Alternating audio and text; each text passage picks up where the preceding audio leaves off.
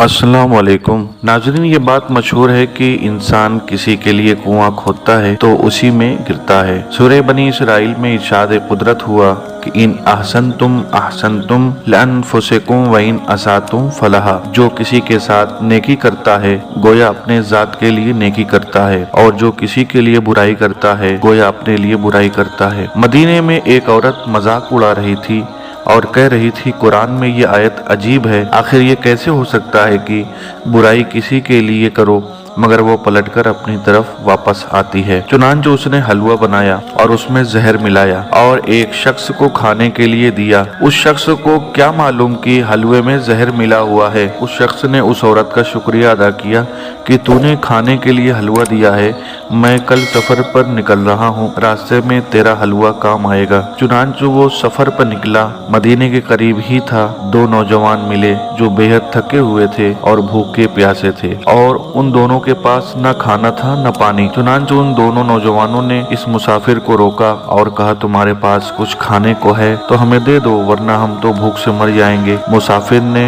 उन जवानों को वही हलवा पेश किया। उन्होंने खाया और थोड़ी देर के बाद हालत बिगड़ने लगी, यहाँ तक कि दोनों नौजवान मर गए। ये खबर मदीने में पहुंची कि दो नौजवान मदीने के करीब मर गए हैं। हलवा देने वाला गिरफ्तार कर लिया गया और रसूल खुदा के सामने उसकी पेशी हुई तो पूछा कि तूने हलवा कहाँ से पाया? उसने कहा, फलां औरत ने दिया था।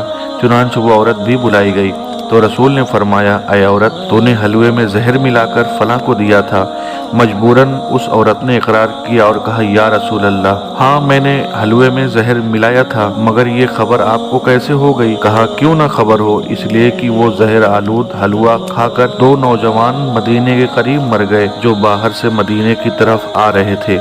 मदीने के करीब वही हलवा खाकर मर गए और उनकी मैयतें फला जगह रखी हुई हैं। उस औरत ने कहा, मेरे भी दो नौजवान बेटे मदीने से बाहर गए थे और यही उनके आने का दिन भी है। वो औरत मैयत के पास आई तो चीख मार मार कर रोने लगी और कहा, हाय, ये तो मेरे ही दोनों बेटे हैं। और बेशक खुदा का कौल सच्चा है कि जो दूसरों के लिए बुराई करता है वो पलटकर उसी की तरफ वापस आती है। काश मैं अल्लाह के कौल पर ईमान लाती और